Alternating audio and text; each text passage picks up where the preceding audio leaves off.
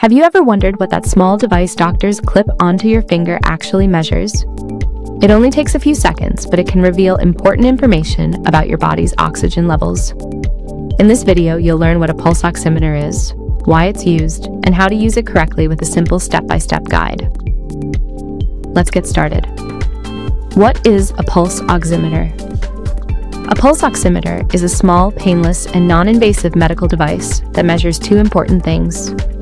First, your blood oxygen saturation, also called SpO₂. This tells you what percentage of your red blood cells are carrying oxygen. In most healthy adults, a normal reading is usually between 95% and 100%. Second, it measures your heart rate, also known as your pulse. The device works by shining red and infrared light through your fingertip. Based on how the light is absorbed by your blood, it estimates how much oxygen your blood is carrying, all without using a needle or taking a blood sample. Why is a pulse oximeter used? A pulse oximeter helps detect if your body is getting enough oxygen. Doctors commonly use it to monitor people with lung diseases such as asthma, pneumonia, or chronic obstructive pulmonary disease, also known as COPD. It is also used during surgery, after surgery, in emergency rooms, and during recovery from illness.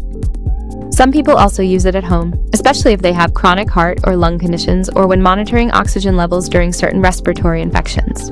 However, it's important to remember that a pulse oximeter is a monitoring tool, not a diagnosis. If you have severe shortness of breath, chest pain, bluish lips, confusion, or feel seriously unwell, seek medical attention immediately, even if your oxygen reading appears normal. How to use a pulse oximeter. Now let's go through the correct way to use it. Step 1. Sit down and relax for about 5 minutes before taking the reading. Avoid measuring immediately after exercise because your heart rate and oxygen levels may temporarily change. Step 2. Make sure your hands are warm, clean, and dry. Cold fingers can reduce blood flow and may give inaccurate results. Step 3. Remove nail polish, artificial nails, or anything covering the nail if possible. These can interfere with the light sensor. Step 4.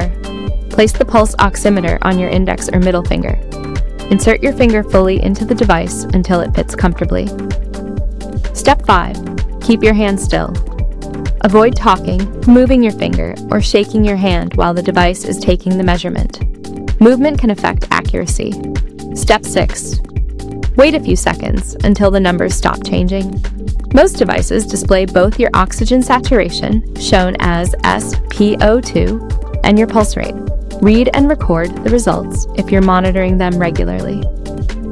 Final tips. Keep in mind that factors such as cold hands, poor circulation, excessive movement, dark nail polish, or bright sunlight can sometimes affect the reading. If the number seems unusually low, wait a few minutes, warm your hands, and repeat the test. And remember, never rely on a pulse oximeter alone to judge how sick someone is. Always pay attention to symptoms and follow the advice of a healthcare professional. If you found this video helpful, don't forget to like, subscribe, and share it with someone who might benefit from it. Thanks for watching, and I'll see you in the next video.